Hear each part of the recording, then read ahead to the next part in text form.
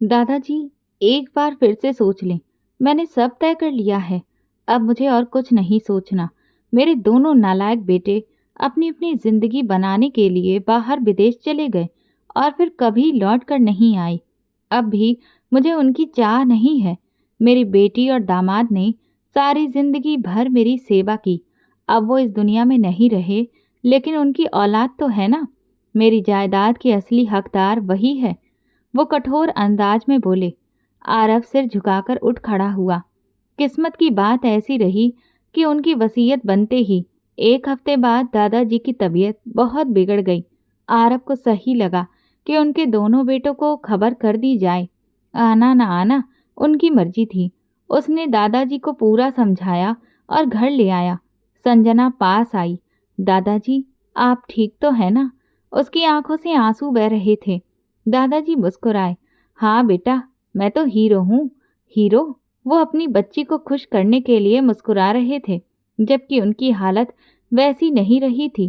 संजना ने घबराकर आरव से कहा, कृपया सच सच बताओ, दादाजी की तबीयत बहुत खराब है ना? उन्हें आराम क्यों नहीं आ रहा? आरव उसके पास बैठ गया। हाँ, अब वक्त कम है। मैं चाहता हूँ कि उनके बेटे उनसे आकर मिले। उनसे गहरी सांस लेते हुए कहा। संजना गुस्से में खड़ी हुई। रहने दो आरव, उनसे बड़ा बेरहम इस दुनिया में कोई नहीं। लेकिन जो हक उनका है वो उनसे कोई नहीं छीन सकता। आरव ने गंभीरता से कहा, मैं उन्हें खबर दे चुका हूँ। अपने पिता से मिलने का हक कोई उनसे नहीं छीन सकता। दादाजी माने या ना माने, सच यही है कि वो आज भी अपने बेटों का इंतजार कर रहे हैं। संजना ने तुनक कर कहा, मतलब तुम अपना काम कर चुके हो? ठीक है। वो गुस्से से अंदर चली गई। आरव ने सख्त लहजे में पुकारा, संजना, बस करो। तुम दादाजी से कुछ ऐसा नहीं कहोगी जिससे उन्हें तकलीफ पहुंचे। उसकी आंखों में झांकते हुए वो बोला तो संजना की आंखें भर आईं और वो चुपचाप अंदर चली गई। आरव आसमान की ओर देखते हुए बस यही सोच रहा था कि दादाजी को कुछ ना हो। तभी दादाजी ने एक और फैसला ले लिया और तुरंत उस पर अमल भी कर दिया। खुश रहो मेरे बच्चों, कहते हुए वो बहुत खुश दिखाई दिए। उन्हें खुश देखकर आरव भी सुकून में आ गया। तभी बड़ा गेट खुला और 2 गाड़ियां अंदर आईं। आरव और दादाजी बाहर आए। संजना ने टेरेस से ये मंजर देखा तो उसका दिल जोर से धड़कने लगा। लो, ये लोग भी आ गए। वो बहुत परेशान हो गई। दोनों बेटे शेखर और महेश विदेश में रहकर बस गए थे। वहीं उनकी शादियां हुईं और वहीं सेटल हो गए। बाप को तो अब फोन पर ही हालचाल नहीं देते थे और आज अचानक पूरी फैमिली के साथ आ पहुंचे। शेखर गाड़ी से उतरा तो उसके साथ उसकी मॉडर्न बीवी रमा भी थी। उनके 2 बच्चे थे, अमन जो आरव का हमउम्र था और साक्षी जो संजना की हमउम्र थी। दूसरी ओर महेश था, जिसकी पत्नी अब इस दुनिया में नहीं रही थी। उसका एक बेटा करण और बहू प्रीति थी। उनके साथ 2 साल का पोता आकाश भी था। वो सब एक साथ अंदर दाखिल हुए। दादाजी के दोनों बेटे उनकी तरफ लपके और उनके पैरों में बैठ गए, मगर दादाजी ने कोई प्रतिक्रिया नहीं दी। 25 साल पहले वो घर छोड़कर चले गए थे और 25 सालों में उन्होंने दादाजी की नज़रों में अपना मुकाम खो दिया था। हमें माफ़ कर दीजिए पिताजी, हमने आपसे दूरी बनाई। हम बहुत गलत थे। शेखर और महेश दोनों ही पिता से माफ़ी मांग रहे थे। बाकी सब खड़े बस ये नज़ारा देख रहे थे। दादाजी ने मुंह फेर लिया और अपना हाथ सीधे आरव की तरफ बढ़ाया। आरव ने फौरन थाम लिया। प्लीज़ पिताजी, हमें माफ़ कर दीजिए। वो हाथ जोड़कर खड़े थे। दादाजी 2 कदम चले, फिर रुकते हुए उनकी तरफ लौटे और उनकी फैमिली को देखा। इतने में संजना भी सीढ़ियों से उतरती हुई वहां आ गई। दादाजी ने अपना दूसरा हाथ भी आगे बढ़ाया।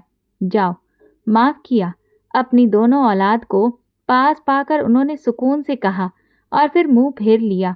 इसके बाद वो आरव और संजना के सहारे अपने कमरे की तरफ बढ़ गए। दादाजी को दवा देते वक्त संजना उनके पास बैठ गई थी। सबके आ जाने से वो दादाजी को लेकर और भी ज्यादा पजेसिव हो गई थी। दादाजी ने हंसते हुए कहा, अरे पगली, मैं ठीक हूँ। अगर ऐसे ही केयर करती रही तो मैं और बीमार पड़ जाऊंगा। उन्होंने उसके सिर पर प्यार से हाथ रखा। संजना ने लाड़ से उनके बाजू को थामते हुए कहा, दादाजी, आपने उन्हें माफ़ कर दिया, ठीक है, मगर अब उन्हें ज़्यादा फ्री मत कीजिएगा। आप सिर्फ मेरे दादाजी हैं। आरव ने उस पर एक गहरी नज़र डाली। संजना दादाजी से बहुत लगाव रखती थी, इतना कि शायद उनके बेटे भी ना कर पाते। आरव ने कहा, संजना, दादाजी को नींद आ रही है, उन्हें सोने दो। सच भी यही था कि दवा लेते ही उन्हें नींद आने लगती थी। ठीक है, मगर जब तक दादाजी सो नहीं जाते मैं कहीं नहीं जाऊंगी, वो जिद्दी अंदाज में बोली। आरव ने लंबी सांस भरते हुए सिर हिलाया और सारी दवाइयों को चेक किया। वो जरा सी भी लापरवाही नहीं करता था। तभी दरवाजे पर दस्तक हुई। महेश और उसकी फैमिली अंदर दाखिल हुए। पिताजी, आप सोए नहीं? सोचा आपको आपके बड़े पोते से मिलवा दूं। ये करण है, आपका बड़ा पोता, और ये उसकी बीवी प्रीति थी, और ये आपका पर पोता आकाश। 3 साल का छोटा बच्चा माँ की गोद में उनसे लिपटा हुआ था। उन्होंने दादाजी को प्रणाम किया तो दादाजी बस मुस्कुरा दिए। बहुत ख्वाहिश थी इनकी कि आपसे मिलें, इसीलिए भारत आए हैं। महेश उनके पैरों में बैठते हुए बोला। संजना ने माथे पर बल डाले उन्हें देखा और दादाजी का बाजू ऐसे थाम रखा था मानो छोड़ा तो कोई उन्हें उससे छीन लेगा। तभी दरवाजे पर फिर दस्तक हुई। शेखर अपनी बीवी और बच्चों के साथ अंदर आए। वो भी अपने बच्चों का परिचय दादाजी से करवा रहे थे।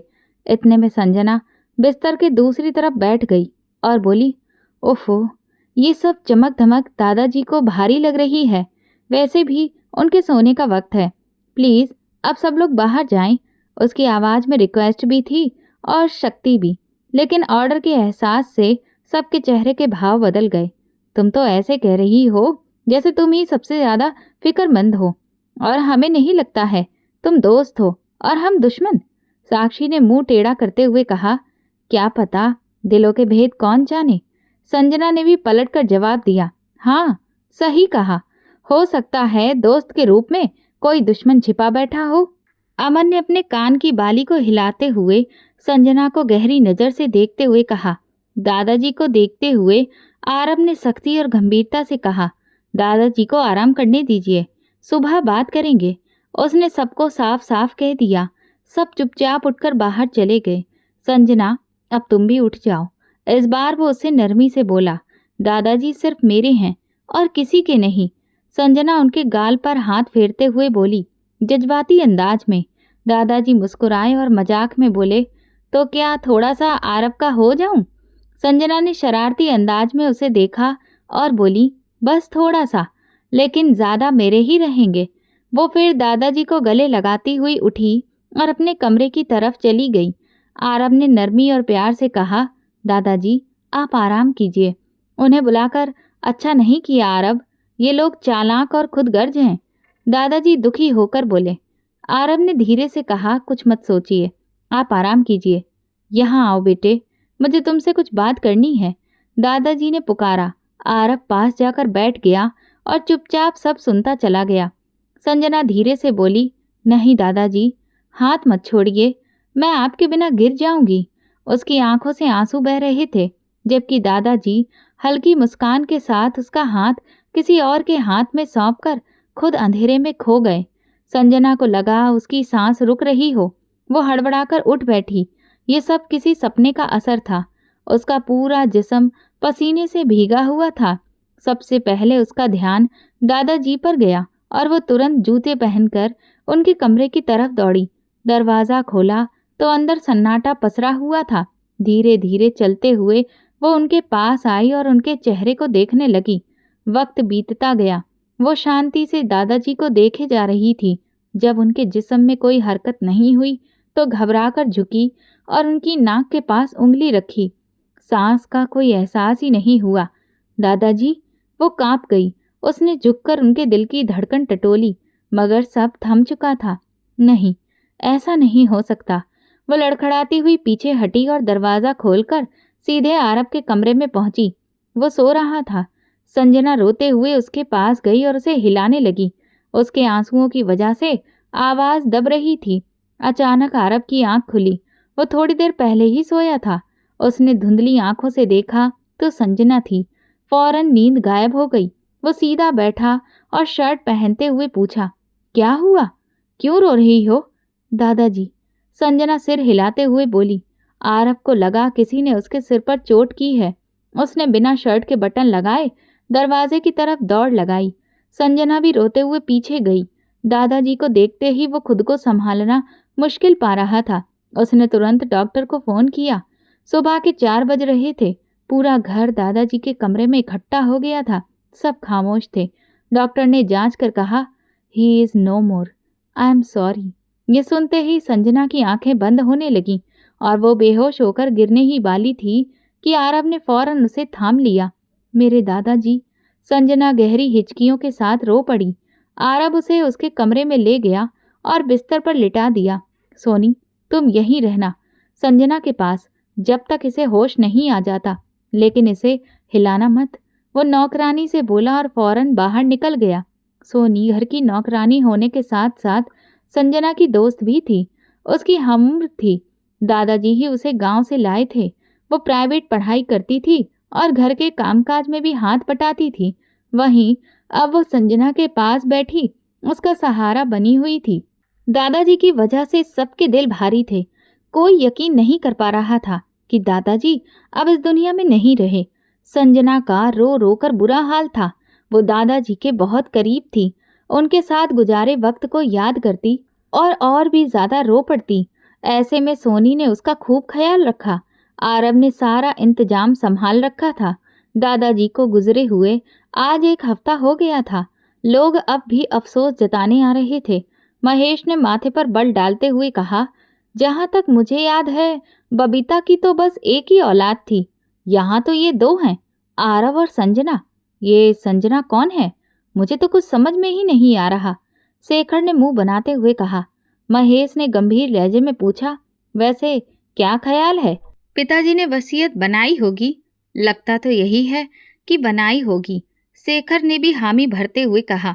महेश ने गहरी सांस लेते हुए कहा, और जहां तक मुझे लगता है उन्होंने हमें अपनी जायदाद से निकाल दिया होगा। ऐसा कैसे हो सकता है भाई साहब? हम उनकी सगी औलाद हैं। दोनों हम सगे बेटे हैं उनके। वो हमें जायदाद से कैसे बेदखल कर सकते हैं? कानून और धर्म दोनों ही हमें हक देते हैं इस जायदाद में। कोई हमें इससे वंचित नहीं कर सकता। शेखर ने बात रखी। महेश आगे झुककर बोला, ये तुम कह रहे हो, लेकिन अगर उन्होंने अपनी जिंदगी में वसीयत बनाकर हमें कुछ नहीं दिया तो हम क्या कर लेंगे? तो वसीयत खुलने दो, फिर देखते हैं। शेखर ने गहरी सोच में डूबते हुए कहा, और ये जो आरव और संजना का किस्सा है, इन्हें कैसे हैंडल करें? रमा ने सिर पकड़ते हुए कहा, हो जाएगा हल, तुम फिक्र मत करो। मैंने इनका भी बहुत अच्छा सोचा है। शेखर ने शरारती अंदाज में कहा, हाय, कैसी हो? अचानक साक्षी की हाय से संजना चौंकी। उसके माथे पर बल पड़ गए। संजना ने उसे इग्नोर किया। साक्षी ने ताना मारते हुए कहा, वाह, तुम तो बड़ी एटीट्यूड वाली हो। मजाल है कि हाय का जवाब भी दो। संजना साक्षी की तरफ देखकर बोली, तुमने हाय किया ही नहीं था कि मैं तुम्हें जवाब देती। साक्षी हंसते हुए बोली, ओहो, ये तो तुम्हारा हिंदुस्तानी स्टाइल है। खैर, एक बात तो बताओ, ये आरव तुम्हारा क्या लगता है? कौन है तुम्हारा?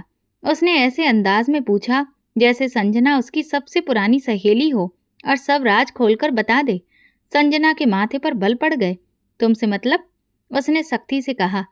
साक्षी ने फिर पूछा, वो यहाँ क्यों रहता है? और दादाजी का क्या लगता है?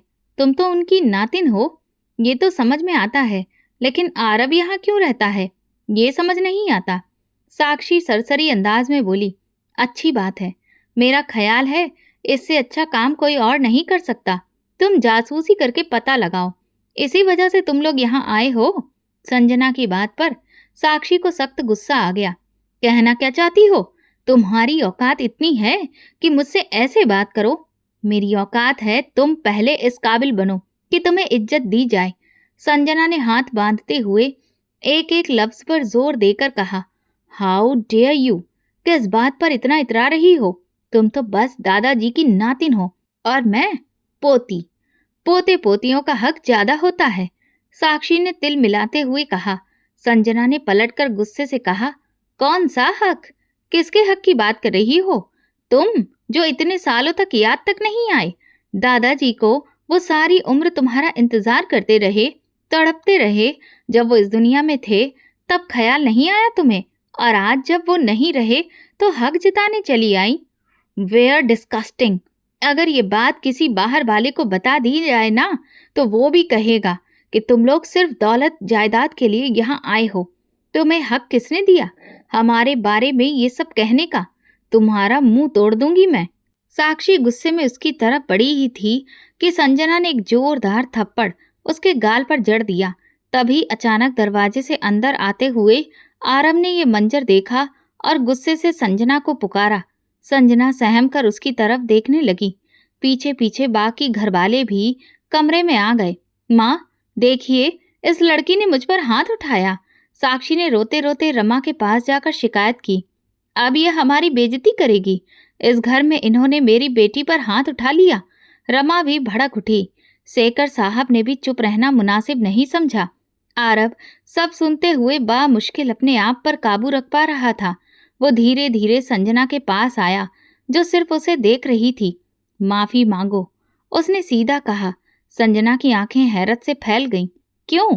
वो धीरे धीरे संजना के पास आया, जो सिर्फ उसे देख रही थी। माफी मांगो, उसने सीधा कहा। संजना की आंखें हैरत से फैल गईं। क्या वो बिना सच जाने उसे माफी मांगने पर मजबूर कर सकता है? माफी मांगो, आरव ने इस बार और ठंडे लहजे में कहा। संजना की आंखों से आंसू छलक पड़े। उसने साक्षी की तरफ देखा और सिर्फ आरव की बात मानने की खातिर धीरे से बोली, आई एम सॉरी। बहरहाल आज तो माफ कर देते हैं, लेकिन आइंदा अगर ऐसी हरकत की तो सख्त सजा मिलेगी। शेखर साहब ने घूरते हुए कहा। आरव ने सीधा उनकी आंखों में आंखें डालकर कहा, आप कौन होते हैं संजना को सजा देने वाले? मैं सतीश जी का बेटा हूँ और साक्षी मेरी औलाद है। अगर मेरी औलाद के साथ किसी ने बुरा व्यवहार करने की कोशिश की तो उसे बाहर का रास्ता दिखाना आता है मुझे। उसकी बात पर सब खामोश हो गए। संजना की आंखें और चौड़ी हो गईं। कल दादाजी की वसीयत खुलेगी, तब सब पता चल जाएगा कि इस घर में कौन रहेगा और कौन जाएगा। आरव ने सबको चौंका दिया। शेखर साहब गुस्से से दांत पीसते हुए चुपचाप बाहर निकल गए और उनके पीछे उनकी फैमिली भी। जाते जाते आरव ने सख्ती से कहा, आइंदा इस कमरे के आसपास भी कोई भटका तो अंजाम के जिम्मेदार वो खुद होंगे। सबके जाने के बाद उसने संजना की तरफ देखा, जिसकी आंखों से आंसू बह रहे थे। गुस्सा करना है तो मुझ पर कर लो, वो धीमे स्वर में बोला, लेकिन मेरा ऐसा कोई इरादा नहीं है कि तुम रोती रहो। आप पे जो मैं गुस्सा करूं वो मेरा हक है। आरव अनमने अंदाज में बोला, सारे हक सिर्फ आपके ही हैं। उसका चेहरा थोड़ा ऊपर उठा था। मोहब्बत से बोली, आपने बिना सब जाने मेरी बात सुने मुझे सॉरी बोलने के लिए कह दिया।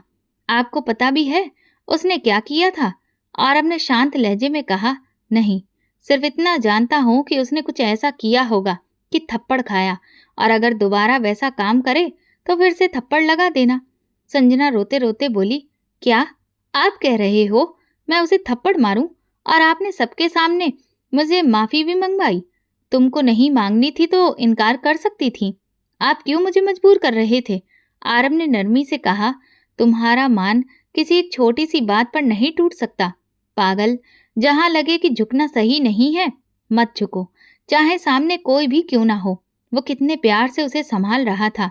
और संजना रो पड़ी, मैं दादाजी को खो चुकी हूँ आरव, मेरे पास अब सिर्फ आप हैं।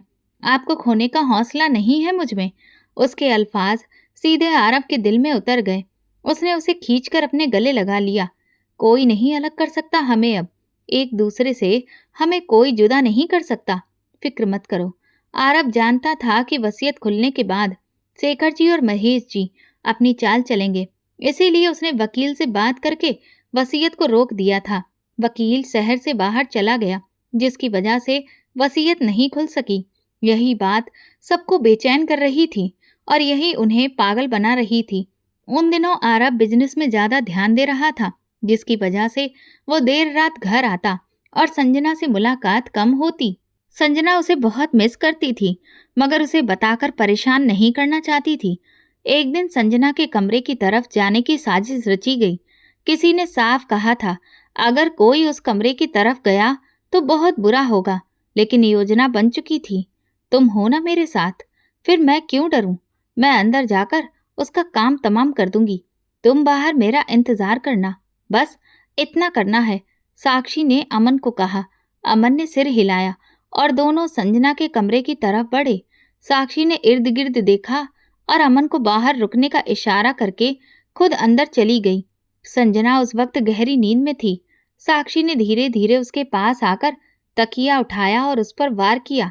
संजना की सांस रुकने लगी, वो हाथ पांव मारने लगी।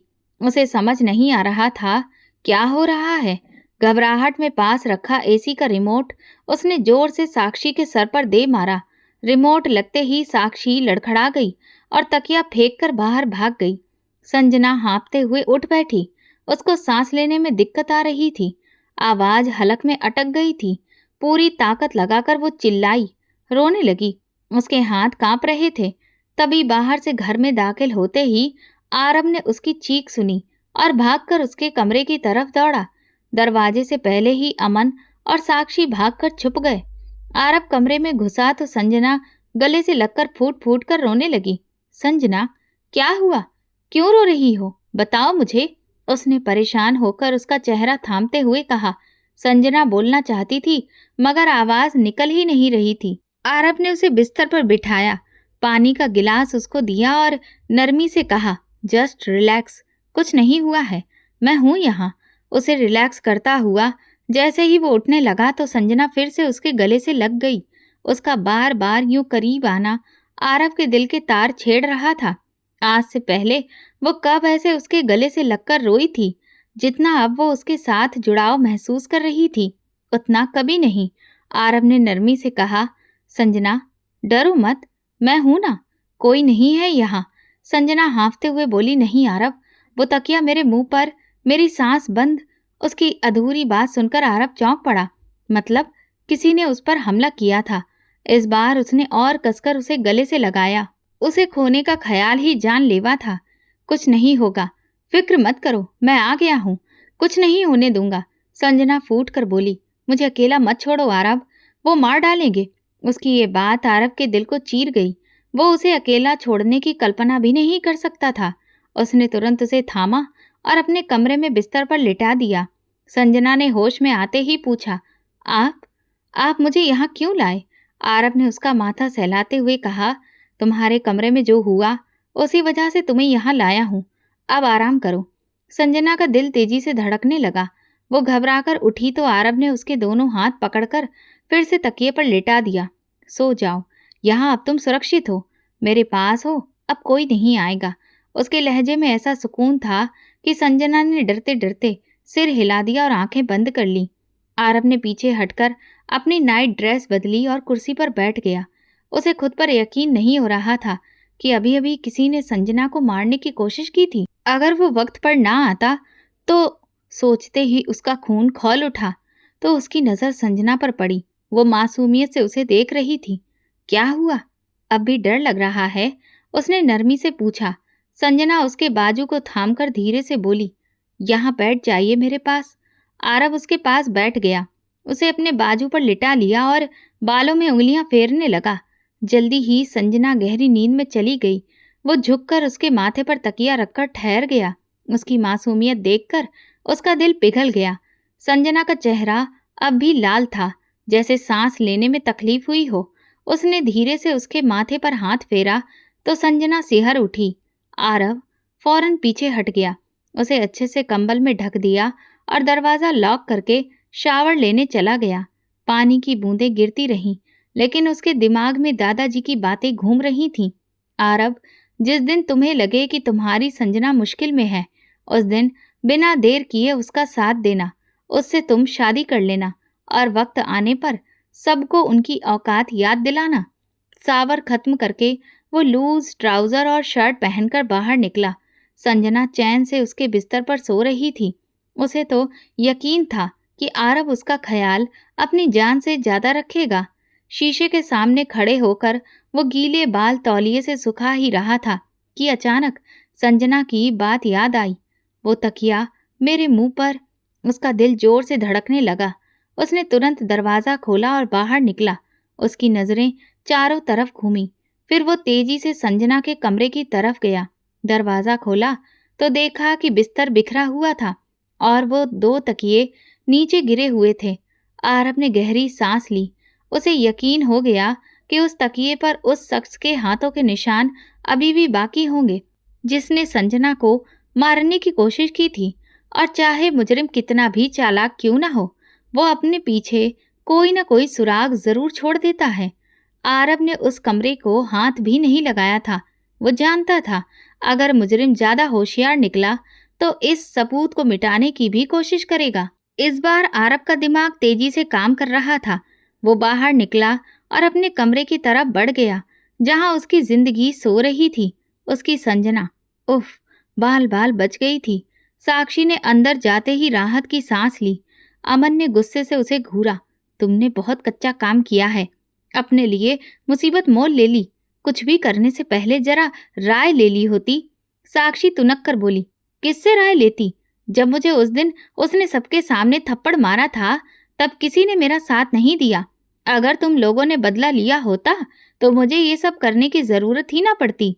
अमन ने तंज कसते हुए कहा, तो ले लिया ना बदला, मार ही डाला उसे। साक्षी गर्व से बोली, मरी तो नहीं, लेकिन मरने के करीब पहुंचा दी है। सुबह देखना कैसे वो आरव से अपनी मौत के डर में कुछ भी नहीं कह पाएगी। अमन अपना माथा पकड़कर रह गया। उसे अंदाजा था कि संजना की तरफ से हमला छुपाना आसान नहीं होगा। वो तकिया जिस पर उसकी सांसें रुकी थीं, वही तो सबसे बड़ा सबूत है। उसकी बात सुनकर साक्षी का चेहरा पीला पड़ गया। ये तो मैंने सोचा ही नहीं था। आरव संजना के लिए कुछ भी कर सकता है। अब क्या होगा? वो सर पकड़कर बैठ गई। तभी अमन उठ खड़ा हुआ। चिंता मत करो, मैं अभी जाकर वो तकिया ले आता हूँ। थोड़ी देर में वो दरवाजा लॉक करके वापस आया और हंसते हुए तकिया उसकी ओर उछाल दिया। लो, ये लाया सबूत। आखिर भाई हूं तुम्हारा, बचाना भी तो है। साक्षी ने उसे गले लगाते हुए कहा। तुम महान हो, अमन ने सख्त लहजे में कहा। अब कोई बेवकूफी मत करना, आगे सब मैं संभाल लूंगा। और जहां तक संजना की बात है, उसे मैं ऐसी सजा दूंगा कि सारी जिंदगी याद रखेगी। अमन के दिमाग में चालाकी से कोई प्लान बन रहे थे, लेकिन उसे ये नहीं मालूम था कि आरव के होते हुए उसका कोई भी दांव चल नहीं सकता। आरव को पता था कि जिसने संजना पर हमला किया है वो शायद सबूत मिटाने के लिए कमरे में आएगा। इसीलिए आरव अपने कमरे की खिड़की पर खड़ा था और जैसे ही उसने किसी की आहट सुनी, वो छुपकर देखने लगा और उसने देखा कि अमन कमरे में गया है। उसने तुरंत ही अपने मोबाइल की रिकॉर्डिंग स्टार्ट कर दी और अमन को उस कमरे से तकिया ले जाते हुए रिकॉर्ड कर लिया। आरव मन ही मन सोचने लगा कि अगर उसके और संजना के खिलाफ कोई षड्यंत्र रचा गया तो वो सबूत संजना पर हुए हमले का खुलासा करेगा। अगले दिन शर्मा हाउस में एडवोकेट कुमार मौजूद थे। दादाजी की वसीयत के साथ उन्हें आरव ने ही बुलाया था। सारे लोग हॉल में जमा थे। कुमार ने कागज खोला और पढ़ना शुरू किया। सब खामोश थे, सबके कान बस उसी पर टिके थे। उन्होंने पढ़ा, मैं सतीश पूरे होशो हवास में ये कहता हूँ कि मेरी सारी जायदाद सिर्फ और सिर्फ मेरी बेटी की औलाद के नाम होगी। मेरी जायदाद और कारोबार पर सिर्फ मेरी बेटी की संतान का हक है। मेरे दूसरे बेटों या उनकी औलाद का इस जायदाद में से फूटी कौड़ी भी नहीं मिलेगी। ये सुनते ही महेश और शेखर के पैरों तले जमीन खिसक गई। अगर भविष्य में कोई भी मेरी बेटी की औलाद पर या मेरी जायदाद पर दावा करेगा तो आरव को पूरा हक होगा कि वो उनके खिलाफ कानूनी कार्रवाई करें। शेखर खड़े होकर चिल्लाए, ये क्या बकवास है? आरव ने शांत लहजे में कहा, जरा सब्र कीजिए, पूरी वसीयत सुन लीजिए, उसके बाद अपना गुस्सा जाहिर कीजिएगा।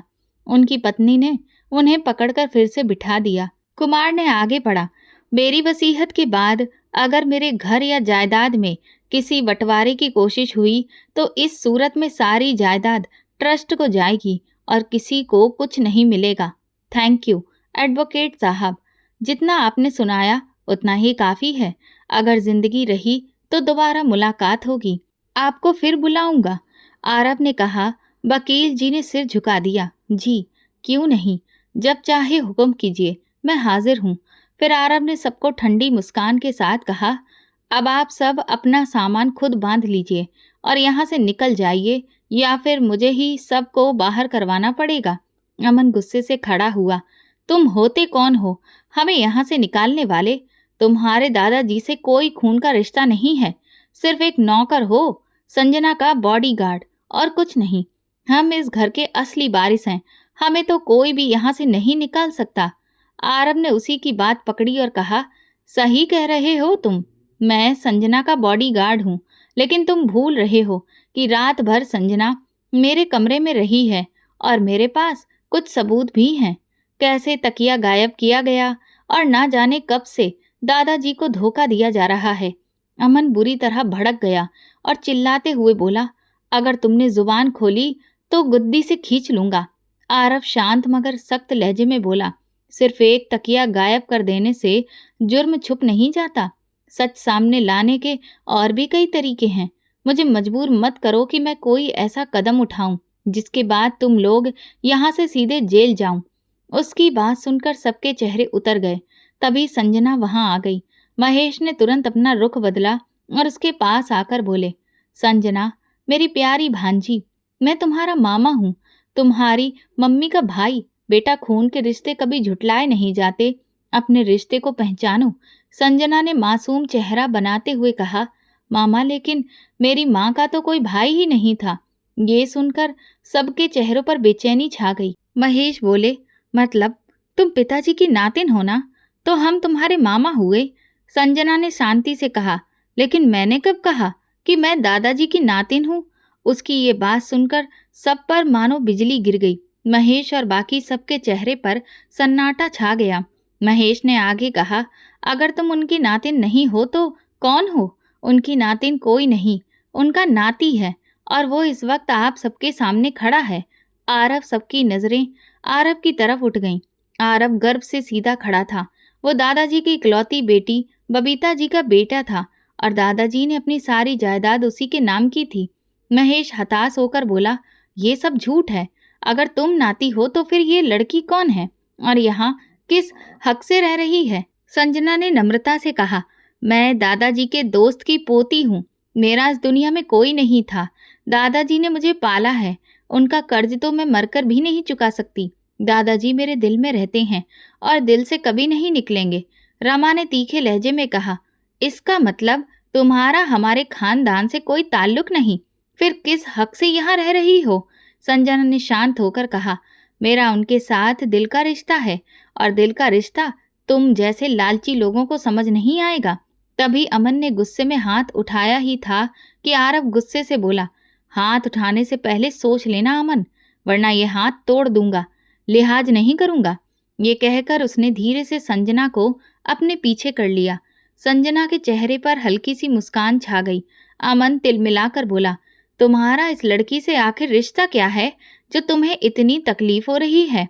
अमन को आरव द्वारा संजना का हाथ थाम लेना खटक गया था। उसकी बात पर आरव ने देखा, आरव, हमें ये नहीं जानना है कि ये लड़की तुम्हारी क्या लगती है। ये तुम्हारा पर्सनल मामला है, हम इसमें टांग नहीं अड़ा सकते। लेकिन एक बात जरूर कहूँगा बेटा, ये तुम्हारे सगे मामा जी हैं। इस घर के असली वारिस पर पिताजी ने इन्हें बेदखल कर दिया था और ये बात सब जानते हैं कि इन्होंने पिताजी के साथ क्या किया है। मगर खून के रिश्ते ऐसे मिटते नहीं, चाहे फिर तुम कितने ही अल्फाज क्यों ना बोल दिए जाएं। ये रहेंगे तो तुम्हारे मामा जी ही। रमा ने बड़ी एहतियात से महेश और शेखर की ओर इशारा करते आरव को समझाया, क्योंकि उन्हें लग रहा था मामला बिगड़ रहा है और चाल बदलने में वो माहिर थी। आरव ने ठंडी आवाज में कहा, शायद आपने वकील साहब की वसीयत सुनी नहीं। रमा बोली, सुनी है बेटा, पर फैसला तो तुम्हें ही करना है, क्योंकि वारिस तो तुम हो। और सोचो, जब समाज के सामने खड़े होंगे तो क्या मुंह दिखाओगे? असल वारिस तो यही है। वो मुंह बना के अपने तर्क देती रही। आरव ने सख्ती से कहा, मैंने इनसे कुछ नहीं छीना, ये खुद छोड़ कर गए थे। अगर इन्हें वाकई अपनी गलती का एहसास होता तो दादाजी से माफी मांगते, उनका दिल जीतते, लेकिन इन्होंने वो रास्ता नहीं चुना।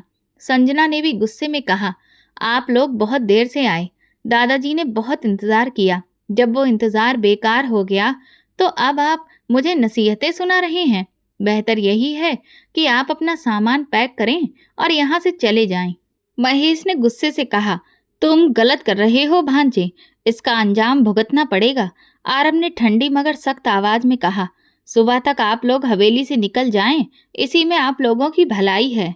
संजना का हाथ थामे वो वहां से कमरे की तरफ चला गया और सिक्योरिटी गार्ड को फोन पर हिदायतें देने लगा। ये लोग इतनी आसानी से नहीं जाएंगे, कोई न कोई चाल जरूर चलेंगे, उसने कहा। संजना ने अचानक पूछा, आरब, तुमने इन्हें क्यों नहीं बताया कि हमारा आपस में क्या रिश्ता है? उसकी बात सुनकर आरब ठिठका। संजना की आंखों में सवाल थे। वो गंभीर लहजे में बोला, क्या चाहती हो तुम? मैं किसी को सफाई दूं? मेरा किरदार तो सबके लिए शक के घेरे में है।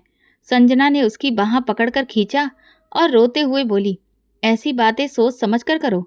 तुम्हारे लिए लोग क्या सोचते हैं मुझे उससे फर्क नहीं पड़ता, पर तुम्हारे अल्फाज मेरे दिल पर असर डालते हैं। उसकी आंखों से आंसू छलक पड़े। आरब ने उसकी कलाई झटक दी, नाराजगी दिखाने के लिए। आरब हैरान रह गया। वो सीधे उसकी आंखों में झांक रही थी और उसके कॉलर को पकड़ लिया। तुम्हारी हिम्मत कैसे हुई ऐसी बात करने की? जवाब दो। संजना की आंखों में आंसू और होठों पर जिद थी। आरब उसकी आंखों में डूब गया। उसने झटके से उसे गले से लगा लिया और धीमी आवाज में बोला, क्यों खेल रही हो मेरे दिल से संजना? उसकी जुबान थम गई, कुछ बोल ही नहीं पाई। हाथ अपने आप आरब के कॉलर पर कस गए। उसका दिल मानो 120 की रफ्तार से धड़कने लगा। आरब जिस निगाहों से उसे देख रहा था, संजना सब समझ गई थी। आरब झुकते हुए बोला, क्या हुआ अब? हक जताया ना संजना? संजना घबराकर बोली, मुझे ये सब जताना नहीं है, प्लीज दूर रहिए वरना मेरा दिल रुक जाएगा। आरब हल्का मुस्कुराया, बस इतनी सी हिम्मत? तभी दरवाजे पर दस्तक हुई। आरब ने खुद को संभाला और संजना को धीरे से सोफे पर बिठा दिया। दरवाजा खोला तो सामने सोनी घबराई खड़ी थी। आरब जी, वो जो आए हैं ना, उनमें से जो बड़े हैं, महेश जी, उन्हें हार्ट अटैक आ गया है। ये सुनकर संजना और आरब दोनों चौंके। यकीनन नया तमाशा शुरू हुआ है। चलो देखते हैं, आरब ने कहा और बाहर निकल पड़ा। संजना भी उसके पीछे पीछे जाने लगी। आरब ने उसे रोकते हुए कहा, तुम्हें वहां जाने की जरूरत नहीं है। मेरे लिए इतना काफी है कि तुम मेरे साथ हो, और कुछ मत करो। उसके कहने का अंदाज संजना को बहुत कुछ समझा गया। वो वहीं ठिठक गई और आरब आगे बढ़ गया। बाहर अफरा तफरी मची थी। कोई डॉक्टर को बुलाओ।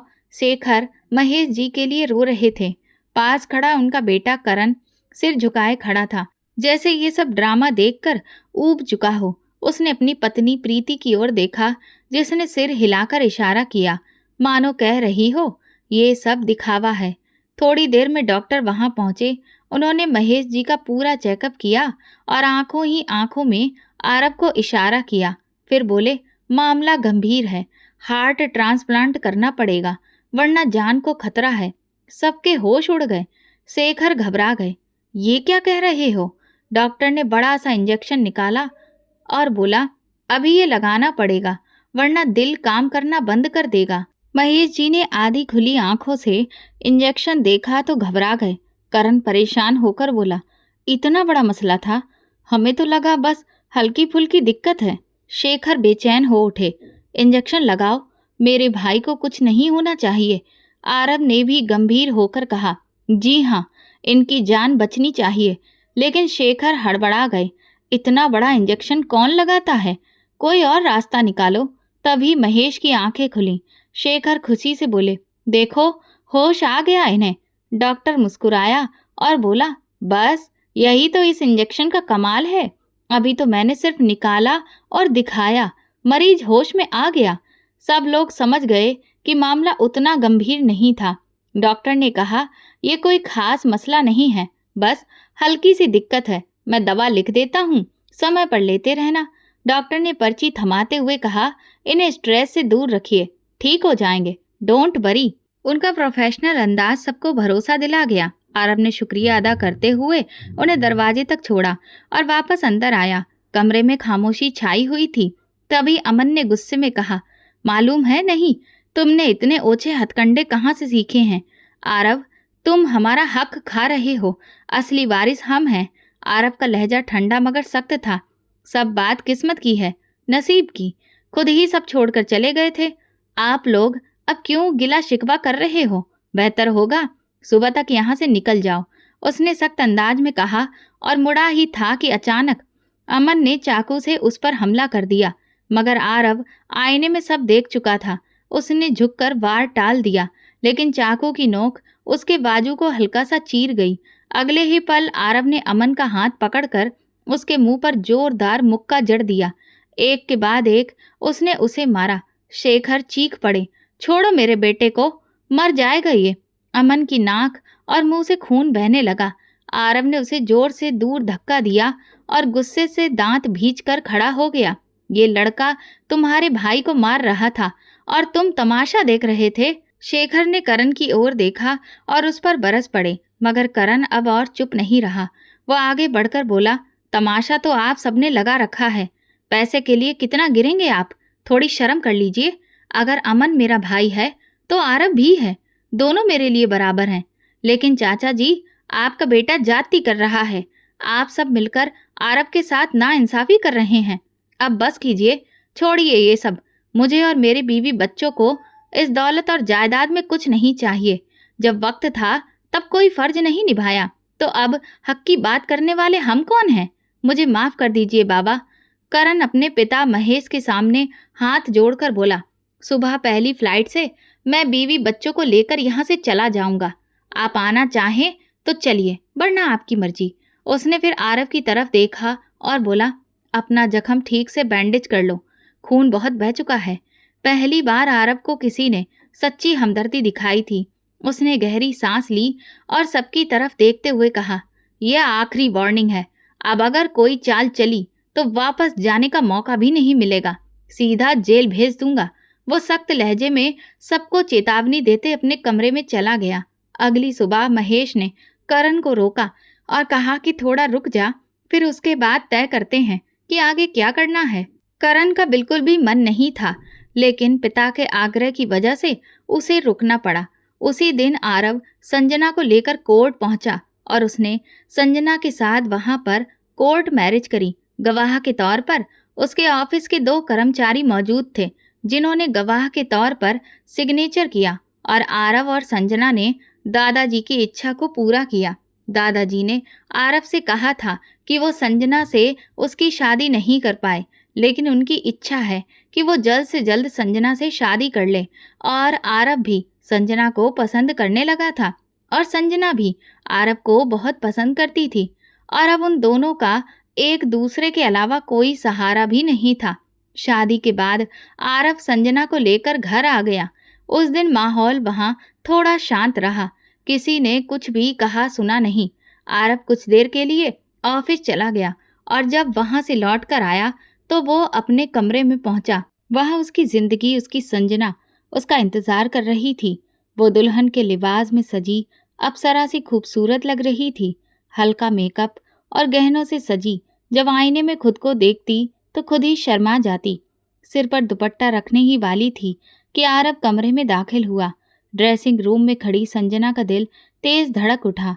उसकी आंखें बरबस बंद हो गईं। आरव एक तरफ बेड पर बैठकर अपना जख्मी बाजू दबाए फर्स्ट एड बॉक्स निकाल रहा था। वो नहीं चाहता था कि संजना जख्म देख ले, वरना बहुत दुखी हो जाएगी। वो मरहम लगाने ही वाला था कि संजना ने हिम्मत जुटाकर अपनी पलकों को उठाया और सामने देखा। संजना ने पास रखे रिमोट से सारी लाइट्स बंद कर दी। वो वही घबरा कर खड़ी हो गई। आरव उसकी आवाज़ भर्रा गई। उसे डर लग रहा था। वो बोल क्यों नहीं रहा था? कहीं कोई और तो कमरे में दाखिल नहीं हो गया? ये ख्याल आते ही संजना के रोंगटे खड़े हो गए। वो जल्दी से ड्रेसिंग रूम की तरफ मुड़ी ही थी कि अगले ही पल आरव ने उसे गले से लगा लिया। इतना डरा दिया आपने? हंसते हुए बोली। आरव बोला, मेरे होते हुए तुम क्यों डरती हो? पहले तो मुझे लगा सचमुच कोई कमरे में आ गया है। आप भी। संजना ने अपना डर बताया। सुनो, इस कमरे का लॉक सिर्फ मेरे फिंगरप्रिंट से खुलता है। मतलब मेरे अलावा कोई नहीं खोल सकता। मतलब मैं भी नहीं। संजना ने कहा, तुम्हारे भी फिंगरप्रिंट डाल दूंगा जान। उसने लाड़ से जवाब दिया। रात गुजरती रही और दोनों एक दूसरे के संग सब कुछ भूल गए। सुबह का सूरज हवेली में नई सुबह लेकर आया। सबने अपना सामान पैक कर लिया था और अब जाने को तैयार खड़े थे। उधर संजना ने सुबह होते ही आरव का जख्म देखा तो रो रो कर बुरा हाल कर दिया। खुद उसे बैंडेज किया मगर नाराजगी खत्म नहीं हो रही थी। आरव ने प्यार से कहा, यार संजना, इतनी सी चोट है, दर्द मुझे नहीं हुआ, इतना तुम्हारे रोने से हो रहा है। संजना सुबकते हुए बोली, आपको मुझे बताना चाहिए था। रात को कितनी बार मैंने आपका बाजू पकड़ा, लेकिन आपने एक बार भी नहीं रोका। आरव ने शरारत से मुस्कुराते हुए कहा, यार उन लम्हों में किसी को होश रहता है क्या? उसका अंदाजा संजना को शर्मा गया। आरव ने लाड से कहा, तुम्हारे आंसुओं की वजह से मैं रात भर बेचैन रहा। अब और मत रो, आइंदा मुझसे कुछ नहीं छुपाओगे? नहीं छुपाऊंगा। तुम मेरी जान हो संजना।